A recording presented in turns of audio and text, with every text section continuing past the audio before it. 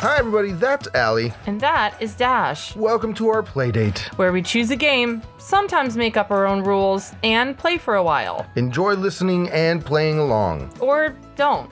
We can't hear you. It's a podcast. Rookie Mage Games. Let me see. Yeah. Let's not have another orb incident. Yeah. Brilliant orbs. Brilliant orbs. Let's not have another brilliant orb. Is it M-A-G-E? Is that mage? Yeah. A mage is like a magician, wizard or yeah. something, right? It's from Dungeons and Dragons and yeah, stuff. that's what I thought. Yeah. Okay.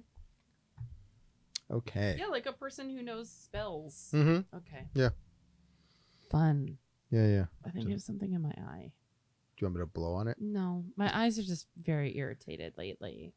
Oh, have you done anything for it? Like drops or? No, I just live with it. This is just your life This now. is just my life now. I Yeah. wear glasses. Ooh, should I change the background color of our? Can we? Yeah, we can. I have an app, Of course you do. and we can do yellow, or we can do green. Green doesn't look. Oh, Oh, okay. I like a green vibe. a green vibe. Okay, we're gonna I go like with. a green vibe. That's a little bit more teal. Let's go with green. Straight up green. Okay, Yeah, cool. I like a green vibe. Nice. Isn't that cool? Video people, do you like the green vibe? Yeah. Tell us. Ooh, and now we can do like for like holidays and stuff. We can do specific colors. Yeah. Because these change color too. Of The ones course they back do. here, yeah. Of course they do. Here at Maverick Studios, of course. Hey, we're all about the production value. Yes, indeed. Because our motto is even cheap production value is production value. And with that, hi. Yeah. Hi, little ghosties. Hi, ghosties. I hope you're all well. Yeah. Yeah. Hope you're all having a good time. Thank you for joining us on this Wednesday or whenever you're listening to Yeah, this. we're so happy to have our voices in your ear holes. Yeah. So thank you for that. And don't forget, we're now doing video podcasts. So you That's can right. watch this on Spotify or you can watch it on YouTube. And just as a plug, it would be great if y'all could just subscribe specifically on Spotify. Yeah. Listen however you want. But if you listen on Spotify, it Right. helps us the most. Yeah. Or leave a review. Those really help go Give a us long a way 5-star, also. leave us a review.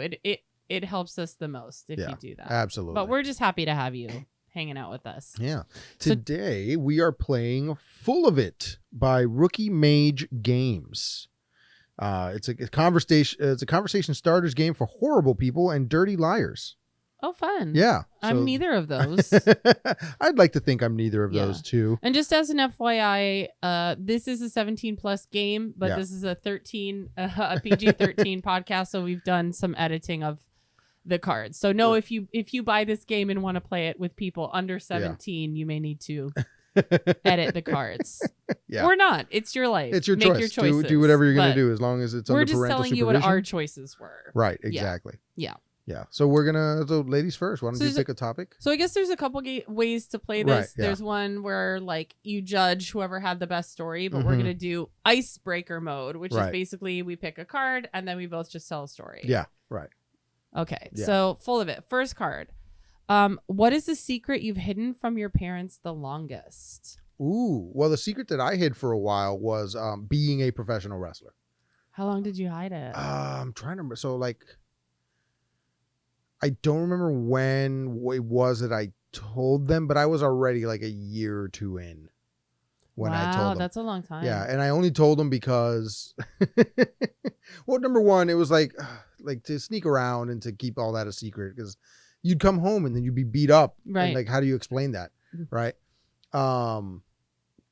But we were recorded for a TV special on one of the TV channels that they watch in Spanish. So I knew that I was going to come out or somebody in my family was going to see it on the TV and be like, hey, isn't that Dash? Like, what is he doing there? Right. And then they would tell my parents. So I just got ahead of it. And I was like, I'd rather tell you, Yeah. even though I wore a mask, you can tell it was me. Well, although to be fair, you do have a look that a lot of dudes have. Yeah, right. So you maybe could have. Yes. I don't know how old you were at this point, but at this point in your life, as I'm looking at you now, you have a look that like a lot of guys have. Yeah.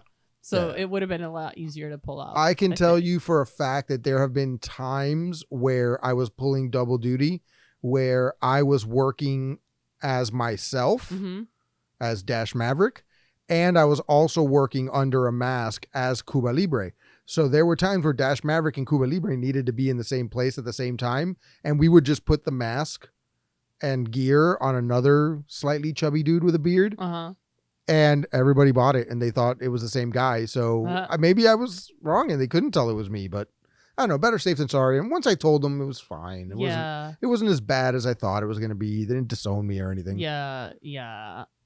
That would be wild if your parents disowned you for being a wrestler. Yeah, I don't think. That Yeah, would be wild. I think for me, it was when I got my belly button pierced, and I don't think I even had it that long. huh? Yeah. How old were you when you got it? Oh, I was in college. I think I was 20, something like that. Oh, okay. Yeah.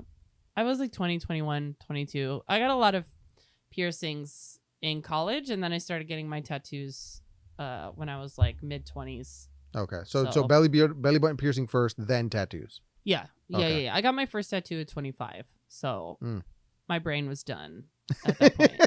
I highly recommend that. Uh-huh. I don't know what I would have gotten if I had gotten a tattoo at 18 or 19. Yeah. But I feel like a lot of people get it real young and it's not the best choice. For me, 25, solid. I love all my tattoos. But my sister got a bunch of tattoos before I did, so I didn't have to like fight that battle really. But yeah, I think it was belly button piercing. I'm not good at keeping secrets, and I'm not good at lying either, because it's just exhausting to me. I get that. It's exhausting. So I just try not to do it. Mhm. But I did hide that from my parents for a little while, but I mean, they know now. Yeah. So now it's fair. yeah. Okay. All right, cool. Out in the open. Yeah, my brother's actually waiting for me to get a tattoo so that he can get a tattoo. Yeah. Because like I was the first one to have long hair. I was the first one to get my ears pierced. Yeah, because you're the oldest. Yeah, exactly. But my sister got she had a few tattoos before I ever got one. So she paved that road. I paved other roads in our sibling relationship, and she paved that one for me. So shout out. Thanks, Liz. Here's another lie one. What is the biggest lie on your resume? What is the biggest lie on your resume? I don't have a lie on my resume. Yeah, I don't think I have one either. I don't have any big lies on my resume. And if I did, well, first I have two resumes. I have my professional resume, which doesn't have any lies on it. There's a lot of stuff that's not on there just because I've been working for 2 decades at this point. So it's just unnecessary. Yeah, exactly. But I don't have any lies really. Although at this point I haven't updated it in a while. So maybe just the fact that it exists, there are things that aren't on it. So that might be lies. A lie. My acting resume, I've maybe fudged or embellished a little bit more, but all of it is essentially, it's all essentially true. Sure. Essentially true, I think, is the phrase here for both of us. Is right. I mean, we're not really lying. It's all essentially it's true. It's that idea of like you can say, you know, maybe you worked somewhere from December to February, but you can say it was 2022 to 2023, and then it looks like you worked there a year. Right. It's not exactly. a lie. Exactly. It's not lying. It's not lying. Right. You're just representing a 3-month span as perhaps longer. Yeah. Which I mean, everyone does it. I think I don't have any outright lies. I think one of the things that I do on my resume is that, so right now we are in a world where we all wear multiple hats, right? Oh, I can just barely keep on one hat at a time. My head's my head's very small. Right. Like for example, when I worked at the office supply store, the here unnamed office supply store. Here the two unnamed office supply store. My title was just, what was my title? My title was just floor employee or something like that, right? Like the titles Your that title I worked, was just you work here. Dude. I work here, yeah. Associate, I think it was called. But like, yeah, that's a classic, right? Yeah, but one of my, associate. I worked there for 3 years, and in those 3 years, I assisted in the business machines whenever they needed to. You're the assistant to the assistant to the regional manager, to the floor associate. I would sell furniture.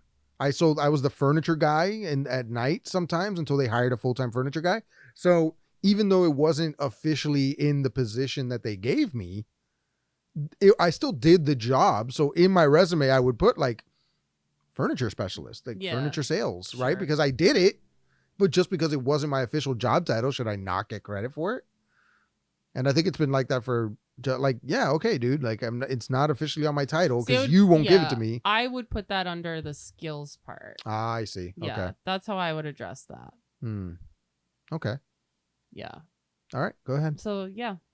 Way to be honest on our resumes. Yeah, way to go. What is something inedible that you once tried to eat? What is something inedible that I once tried to eat? Oh God, I feel like there is something, but I'm not remembering it right now. Yeah, it's the same. I feel like it was some sort of fake fruit or something, like fake fruit in a bowl, or you think something is chocolate. And it's right. not, it's not chocolate. It's not chocolate. That's definitely happened to me. Or you think something is squishy and it's not squishy. Yeah. It's little, things that like candy bowls in somebody else's house kind of stuff. Yeah. Yeah. God, I don't remember. But yeah, definitely like when you were a kid, you tend to I'm sure I've also probably tried to eat Play-Doh. Oh, Play-Doh. Yeah. I've definitely eaten Play-Doh. Like homemade Play-Doh, I've definitely eaten that. It's not inedible. You can eat it. I think it's because I was very, very salty. I and was not a very good. picky eater, so I feel like I was never really like, ooh, I want to try this. Like I was just like, no, if I don't like it, I'm not going to eat it. So no. So I can't think of anything right now, but I'm sure I've like tried to bite into things thinking it was something else. I feel like that's just a human experience. Yeah. Yeah, it's like you pick up something you think it's food. Paper. And it's not. Paper stuff wrapped in paper that I didn't know was wrapped in paper or plastic. Oh yeah, I've definitely definitely done like go to bite something. You're like, is this? It has a cover on it. Paper. Oh, it's paper. Yeah. Oh, this. Yeah, that's okay. definitely happened. Yep. That's yep. Like where was it that I went to eat something? I think it was a sandwich I went to eat, and they had included the mayonnaise and mustard, but like in packets. But in order to package it all, they just put it all in there. So I went to take a bite of the sandwich, and it was inside the sandwich. That's on them. Yeah, that's on them. They shouldn't be doing that. Have you ever had like a piece of gum where you unwrap it and the foil comes away, but not the paper part? Yes. And you just pop it in your mouth I because you're like, guess, I took off the wrapper. Right, it'll come out eventually anyway. It's just paper in your mouth. Yuck. I picked that one. You picked this one. I picked the next one. Here we go. Where is the worst place you've ever vommed? Where is the worst place you've ever thrown up? I've thrown up in a lot of places. Most recently, I'm just going to say most recently because I've thrown up in a lot of places, unfortunately. But, I've got a couple stories. Oh, wow. Here we go.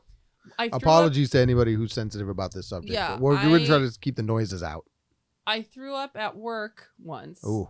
My blood sugar was crazy high, and I was going into ketoacidosis. I remember that. I threw up at work into a bush, and the bush is no longer there. Now it's a nice little like sitting area with a bench, and I threw up directly outside the classroom. So that was a place I've thrown up. And then recently I threw up in a Target. Still don't know why. I was overcome with the demon apparently, and I was walking around Target and I was like, something is not correct. Yeah. And you were at like a brunch or something earlier, but it wasn't the brunch. It was like because nobody else got sick. Right. It wasn't like a food poisoning scenario because the other person ate the exact same thing, prepared the food in front of me. Everything that it was made with was fresh. Yeah. I think it was because I hadn't eaten much the day before, and I hadn't eaten much that day either, and that was the biggest meal that I'd had, and so my stomach was just like, "What are you doing? I don't understand food." And so I threw up all over a Target. Okay, but I have since been back to the Target, and I did not throw up. So bravo, good for you. We're making progress. Yeah, I hate throwing up. I hate it too. But I have thrown up in a lot of places. Worst place I've ever thrown up was, and I tell the story quite often. It was on my first date ever. Oh yeah, I know this story. Yeah. It was on my first date ever. Have you told this story on the pod before? I don't think I've told it on the pod. So here goes. Okay. Yeah. Ghosties, you're in for a disgusting treat. Yeah. So it was on my first date ever, and we were coming back from the movies. I was 15 at the time. What was the movie? The movie was Small Soldiers. I have never even heard of that movie. Yeah, Small Soldiers with oh God, who was in it? You tell the story and I'll Google. Yeah, you Google while I tell that story. I've heard this story. It's a pretty everybody. good. I'm not being rude. It's actually a pretty good cast.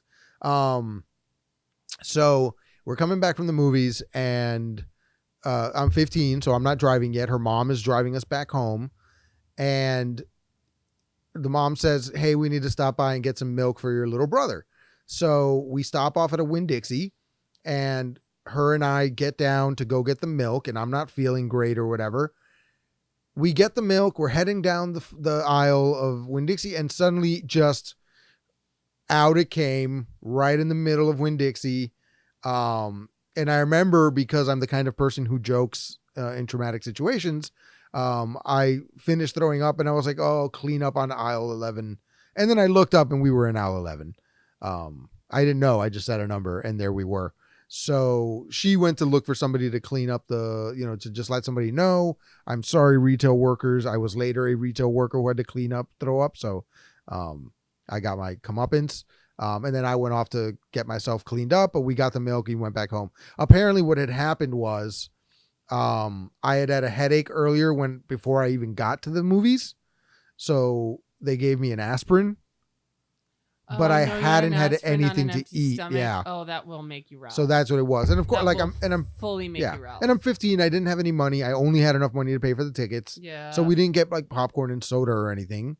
So on an empty stomach, I had the aspirin. So by the end of the night, out it all came. Yeah. So yeah, first date ever ended with throwing up in the middle of Winn-Dixie. Do not take aspirin on an empty stomach. No. It is a bad choice. Yeah. I've done that, and I really thought I was going to die. Bless her, though. We ended up dating for like 8 months after that. God bless her. Yeah. So Small Soldiers from 1998. Yep. Includes cast members such as Gregory Smith, who I have never heard of, and his face is not familiar. He was the child actor, yeah. Kirsten Dunst, Kirsten Tommy Dunst Lee Jones, Phil Hartman, may he rest in peace. Phil Hartman and Tommy Lee Jones. David Cross, Jay Moore. Oh, David Cross. Dennis Leary, Frank Langella, and others. Yeah, that was it's quite a cast. It's a classic movie. It's got a very cult following. It's about action figures that they put military chips in for some reason. Okay. So the action figures come to life, but like one set of action figures are peaceful and the other ones are soldiers. It's like live action with the CG toys. Okay. But very advanced for its time because the toys were CG, but they like existed in this real space. So very advanced for its time. It had like a Burger King crossover and it was pretty big. I don't remember anything about I that. highly recommend it. It's a really good movie. Okay. Yeah. And I mean, Phil Hartman. Can't go wrong with Phil Hartman. Yeah, but Kirsten Dunst is not. Well, Kirsten Dunst barely plays a role My in it. favorite. She's like the next door neighbor. I don't know. Have you ever had just an actor where like it's not them at this point? It's really me, but like they just irritate me. Yeah, yeah. And she's just one of those. She's one of those. That just irritates Why me. though? I'm sorry. I don't know. Like I said, at this point, it's really my problem. Yeah. It's okay. not her. Yeah. Yeah. I don't know. Sorry, Kirsten. Sorry, Kirsten. I think she's cute. Again, it's not you. It's me at this point. It really is. Okay. What is the most likely reason your neighbors hate you? Right now, because I don't speak a lot of Spanish, I think. Like everybody in this apartment complex. You can. You just I don't. can. I just choose not to. I'm also not the most social person in the world. You know what I mean? Like everybody here, they're all really loud. And then when somebody comes over, there's just like a bit like, hey, how are you? And then, there's a lot of that. And there's also older people and like, transplants here from other countries. So, I don't know. I'm just not part of that culture, so I don't partake in it as much. Just to give you an example, I had probably lived here for a year and a half, almost 2 years. when my next door neighbor found out that I spoke Spanish, because she was doing her laundry right outside my door where the laundry machine is. And I go to my landlady to pay my rent, and me and her were just like pleasantries, like, how are you? How are you doing? Whatever in Spanish. And the neighbor lady who's doing her laundry looks, she goes, I didn't know you spoke Spanish. We just called you a gringo because they thought I was the one American guy who lived in the building. And I'm like, no, I speak Spanish. I speak it fine. She's like, and you speak it so well. And I was like, yeah, I just speak Spanish. But I don't really let anybody know that I speak Spanish. And I keep to myself, I stay inside most of the time. Yeah. I leave for work. I Right. come back. There's nights sometimes where I stay at my parents' place. So I'm not even here every night. So I'm just not part of the little culture of community that they have here. Yeah, that So I makes think, sense. I don't know that they hate me, but they definitely probably don't feel like I'm one of them. Yeah. I mean, hate's a strong word. Hate's a strong I don't word. think either of my neighbors hate. Not the ones me. now. Yeah. I don't think any. I mean, I think I'm a fairly respectful neighbor. I will say, though, that, like, I live with 2 cats, and they are naughty. And so I will yell at them to make them stop doing whatever it is that they're doing, or I'll like run, like I'll stomp through the house and clap, clap, clap to try to get them to stop. I'll do stuff like that. So that's probably like if you're, chilling at home or on a Zoom meeting, working from home, and I'm like, that's probably pretty annoying. Yeah. I feel like it's probably just because, I can be loud. Do you think those neighbors that you used to have that played the music all the time, do you think they hated you? Oh my gosh. They probably hated me because I called the cops on them a bunch of times. Yeah, definitely. Yeah. Yeah. But like, I'm not even that loud here. I forgot about them. Yeah. God Good. bless. Put them out of your mind. Yeah. God bless. Allie, what issue came up the most in your parent-teacher conferences? And you can tell the story from both sides. Right. Exactly. That's actually, so when we were going through the cards, I left this one in because I was like, I'm just going to talk about the teacher part of parent-teacher conferences. I know my parents always went when I was a kid. Mm-hmm. I'm not sure if there ever was an issue. Like I loved going to school. Hmm. I still love going to school. Clearly you work so there. much so that I do it for a living. Yeah. So I think I was just always a special breed of person. Mm-hmm. And also I'm a people pleaser. And so I just always wanted my teachers to be happy with me all the time. Yeah. So I'm not sure if there ever were particular issues. It was probably just that I was quiet. I was quiet and shy when I was a kid. So it was probably something related to that. But on the teacher side of parent-teacher conferences, I can tell you the thing I noticed the most is just this idea of like, I know more than you. no, it's just this idea of like, do you actually know your child? Mm. Like at all? Like, have you had a conversation with them, or do you know what they want? Do you kind of know how they behave? Like, it just seems like there's sometimes a really big disconnect between a parent wanting their child to do something because the parent wants it, and the parent supporting the child in what they want to do. Mm. And it just, I don't know. It makes me really sad. Okay. Yeah. It makes me really sad. Yeah, I get that. Like I've had so many students where they're like, oh, my parents want me to be a nurse. And it's like, Mm-hmm. but boo, you are bad at science. Like, no shade. Right. It's okay to be bad at science. Right. Do something else. But like, boo, you are not going to be a nurse if you are bad at science. Yeah. That is not going to work out for you. Get into fashion You're design going or to be something. right. Yeah. What else do we love? What else are we into? Where are our strengths? Right. And it's like this, you can't force your child to live a life that you want them to live. They have to live a life that's their own life. Yeah. And it's your job as a parent to support them. Fair. Now, granted, I don't have children of my own. I'm just telling you the teacher perspective, but that's what I see. It just makes me really sad. Okay. I get And that. I know that it comes from a place of love. And I know, especially when, maybe you're first generation or something, it comes Mhm. from this desire of your parents to have, like, we didn't come here so that you could do worse off Right. than we are, Yeah. or whatever. Yeah, I right. get So that. like, I get that. And I hear that. But I think supporting your child is a way to make them successful, not forcing them into the mold that you want them to be. Yeah. In. Okay. And it's always a tough conversation to have, whether it's with the kid or the parent or right.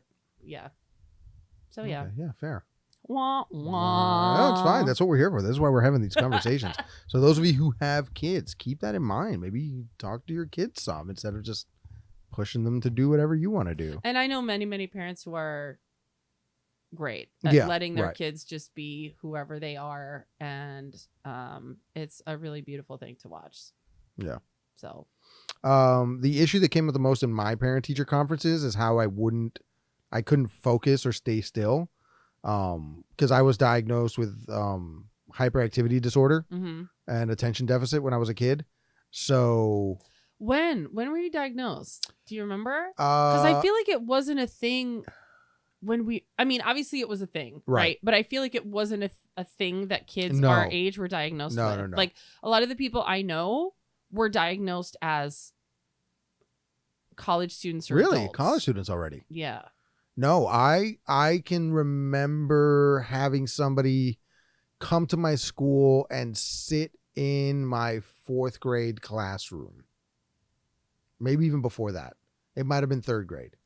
And like they just sat in the back of the classroom and watched me to see how I was reacting. Yeah. Because that was the only real way to do it. And I'm sure it was like, maybe it was the beginnings of hyperactivity and they were just starting to try to figure it out, but they would see like the way I was acting in class and how I was, whatever. And like 3 different people came to watch me in school and see how I was doing in class or whatever. Do you know if that was kickstarted by your parents or if that was kickstarted by the teachers or?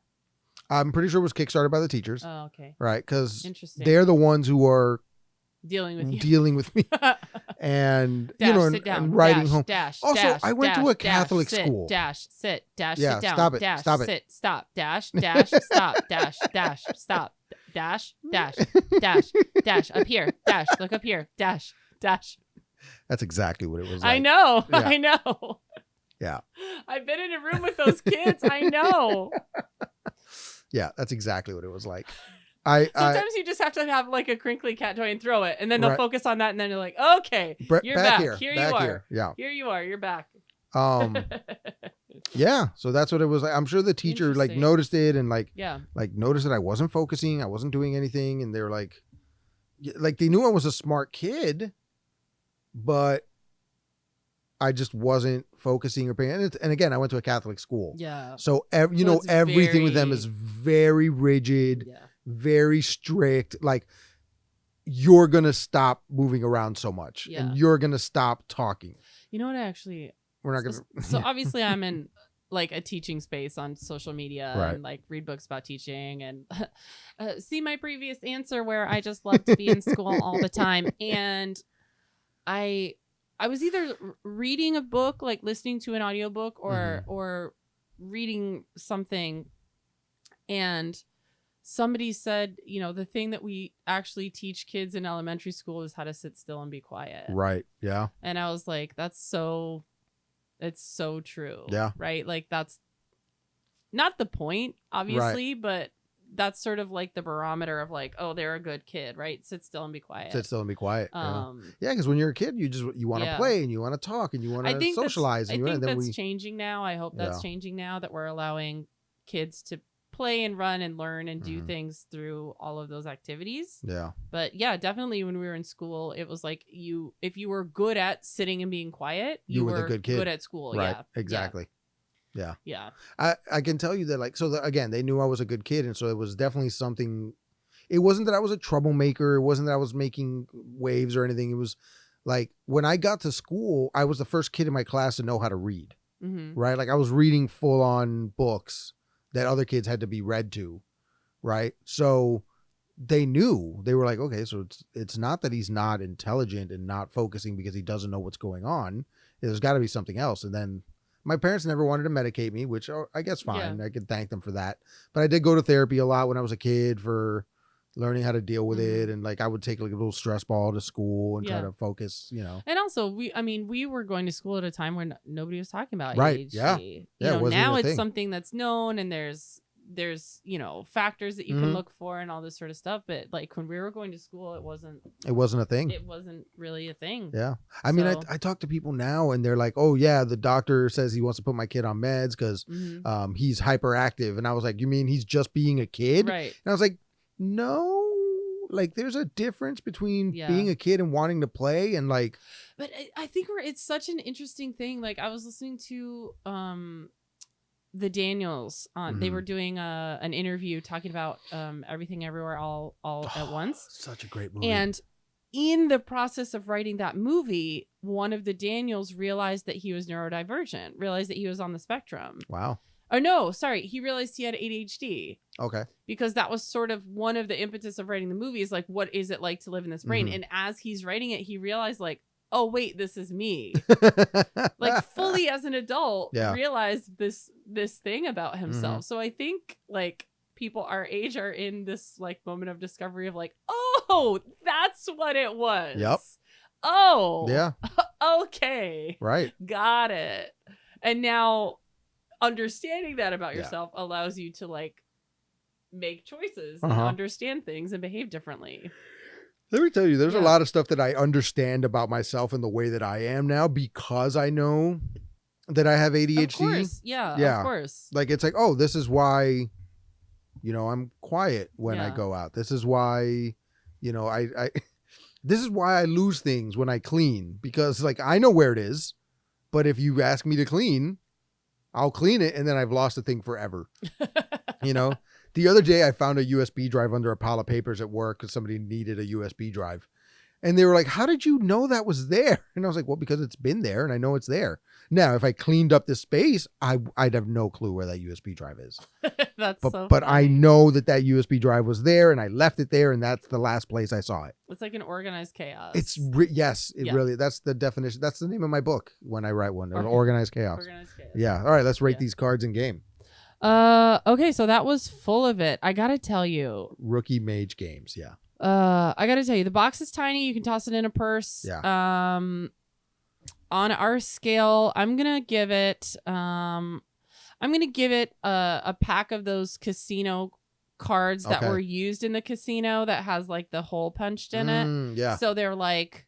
It's a fun souvenir and there's a fun aspect to it, but like it's not a real, so you can't really bring it back to the casino and use it. Right. Yeah. So that's the box for me. Yeah. I'll go with that. Yeah. It's got sort of like a semi-gloss. I do like the hot pink. Like a luster. Oh, I love the combination of hot pink and black. That's a tight combo. Brett the Hitman Hart had a good idea with that. Yeah. Yeah. The hot pink and black. And the cards are solid cards. Listen, I got a lot of joy from shuffling those cards. I have to tell you. I really got a lot of joy out of it. Yeah. I'm gonna give the cards